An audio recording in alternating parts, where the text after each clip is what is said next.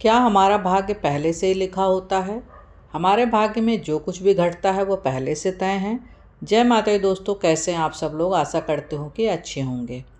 गरुड़ पुराण में बताया गया है कि मनुष्यों के भाग्य में जन्म से लेकर मृत्यु तक जो भी घटनाएं घटित होती हैं वो पहले से तय होती हैं।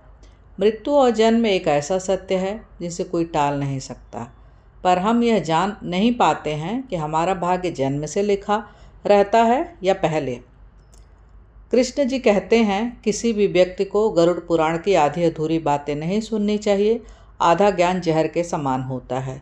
दोस्तों, आप सबसे मेरी विनती है कि आप लोग मेरा वीडियो अंत तक ज़रूर देखिएगा, क्योंकि जब अंत तक देखेंगे तभी गरुड़ पुराण की सारी बातें जान पाएंगे।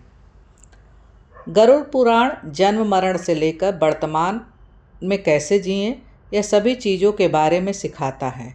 आइए एक कथा से सारी बातें जानते हैं, जो गरुड़ पुराण स्कंद पुराण द्वारा बताया गया है। श्री कृष्ण ने स्वयं नारद को बताया था। आज हम उसी कथा को बताते हैं।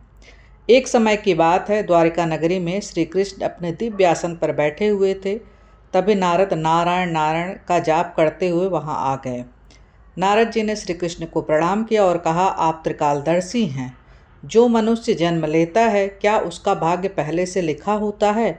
मैं जानना चाहता हूँ।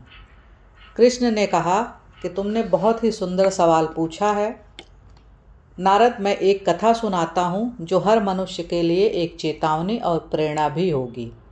कृष्ण ने कहा, नारद, प्राचीन काल में एक समृद्ध राज्य था।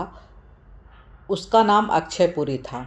उस राज्य का शासक राजा रत्नधर था। रत्नधर अत्यंत धर्मात्मा और न्यायप्रिय था।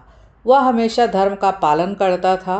उसे भगवान से बस एक ही आशीर्वाद चाहिए था, ताकि वह अपने राज्य का कार्यभार किसी योग्य उत्तराधिकारी को सौंप सके, क्योंकि उनके कोई पुत्र नहीं था। राजा रत्नधर और रानी ने तपस्या की। इससे भगवान शिव प्रसन्न होकर उन्हें संतान होने का वरदान दिया।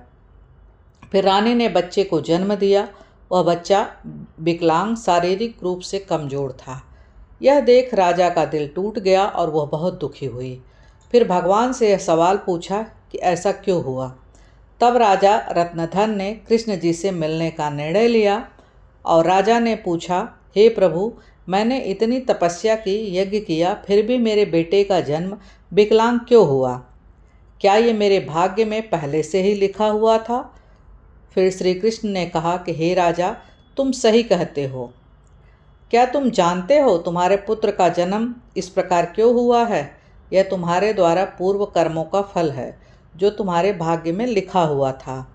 लेकिन तुम्हारा भाग्य पहले से निर्धारित था। यह घटना तुम्हारे और तुम्हारे बेटे के कर्मों का फल है, जो पिछले जन्मों से जुड़ा हुआ है। राजा ने पूछा, हे प्रभु, क्या भाग्य पहले से ही लिखा होता है? तब श्री कृष्ण ने कहा, जन्म मृत्यु और जीवन के उतार चढ़ाव पहले से ही निर्धारित होता है। हमारे कर्म हमारे भाग्य को बदल सकते हैं। जिस दिन तुम्हारे बेटे का जन्म हुआ था, उस दिन तुमने एक विशेष संतान का वरदान प्राप्त किया था। लेकिन संतान को चुनौतियों का मिलना जरूरी था, ताकि वह अपने जीवन में धैर्य, साहस और पराक्रम को विकसित कर सके। ये सब तुम्हारे पिछले कर्मों का फल है। तुम्हारा पुत्र अगर अपना कर्म धैर्य से करेगा, तो वही पुत्र एक दिन ऐसा कार्य करेगा जिसकी तुमने कल्पना भी नहीं की होगी। राजा ने पूछा, भगवान, क्या मैं और मेरा पुत्र अपना भाग्य बदल सकते हैं? तो श्री कृष्ण ने पता है क्या कहा। उन्होंने कहा, बिल्कुल बदल सकते हो। यदि तुम अपने पुत्र को साहस और धैर्य दोगे, तो वह एक दिन राज्य का पूरा भार संभाल सकेगा।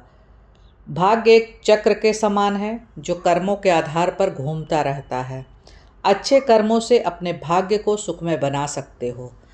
मनुष्य का शत्रु उसका अहंकार होता है, जो मनुष्य को उसके कर्मों से दूर कर देता है।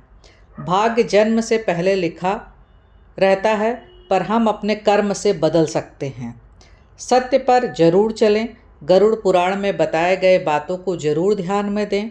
तो इसीलिए जो है, अगर आपका भाग्य खराब है, आपको ऐसा लगता है कि आपका भाग्य खराब है, आपके जीवन में चीज़ें अच्छे नहीं हो रही हैं, तो आप जो है अच्छे कर्म करिए, अच्छे कर्मों के द्वारा ही आप अपना भाग्य बदल सकते हैं।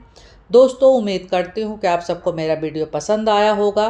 पसंद आए तो लाइक शेयर सब्सक्राइब जरूर करिएगा और कमेंट में जय माता दी जरूर लिखिएगा।